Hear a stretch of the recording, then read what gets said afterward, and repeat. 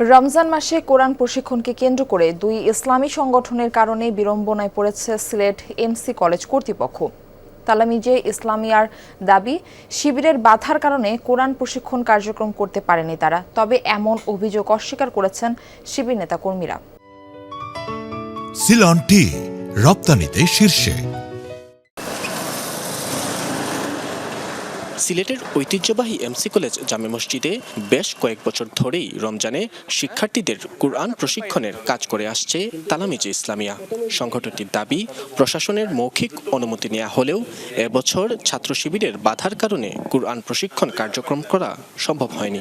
আমরা আসলে ছাত্র শিবির ভাইদের বাধার কারণে আমরা করতে পারিনি। সশরীরে অনেককে আমি বলছি যে ভাই, যদি আপনারা এই সময় দিতে পারেন সমস্যা না, আমাদের সাথে সময় দেন, আমরাও আপনাদের সাথে সময় দিতে প্রস্তুত আছি, কিন্তু তারা মানে নাই। 16 তারিখে আপনার এই ছাত্র শিবিরের সভাপতি ইসমাইল খান এই হোস্টেলে যান, যদিও উনি হোস্টেলের এই ছাত্র না, আবাসিক ছাত্র না।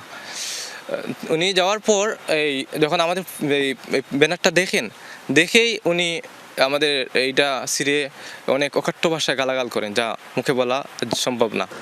মসজিদ কর্তৃপক্ষ বলছে, কুরআন প্রশিক্ষণে অংশ নেওয়ার আহ্বান জানিয়ে প্রথমে ব্যানার লাগায় তালামিজ। 2 দিন পর শিবিরের পক্ষ থেকেও সেখানে ব্যানার লাগানো হয়। কারা শোনাইছে একটা জানি না, কইতে পারি না, তবে লাগাইছিল তারা প্রথমে তালামিজে ইসলামিয়া। 2 দিন পরে দেখছি ফজরের নামাজ পড়িয়া আবার ছাত্র শিবির যারা আছে তারা ব্যানার অনেকটা টাঙ্গাইছে। এদিকে ছাত্র শিবিরকে জড়িয়ে এমন অভিযোগ অপপ্রচার বলে জানান সংগঠনটির কলেজ সভাপতি। অভিযোগ হচ্ছে টোটালি হচ্ছে একটা মিথ্যাচার। প্রশাসন থেকে তাদেরকে বলা হয়েছে, আমাদেরকে বলা হয়েছে এই বছর আমরা কোনো ছাত্র সংগঠনকে অনুমতি দেব না যে এখানে কোরআন প্রশিক্ষণের জন্য, বরং আমরা প্রশাসনের পক্ষ থেকে শিক্ষক নিয়োগ দিয়ে আমরা হচ্ছে এখানে কোরআন প্রশিক্ষণ কোর্স চালু করব। এটাই হচ্ছে প্রকৃত সত্য। কলেজ কর্তৃপক্ষের দাবি, একই স্থানে 2 সংগঠনের এমন আয়োজনের কারণে কাউকেই অনুমতি দেওয়া হয়নি। তবে কলেজ কর্তৃপক্ষের আয়োজনেই চলছে কুরআন প্রশিক্ষণ।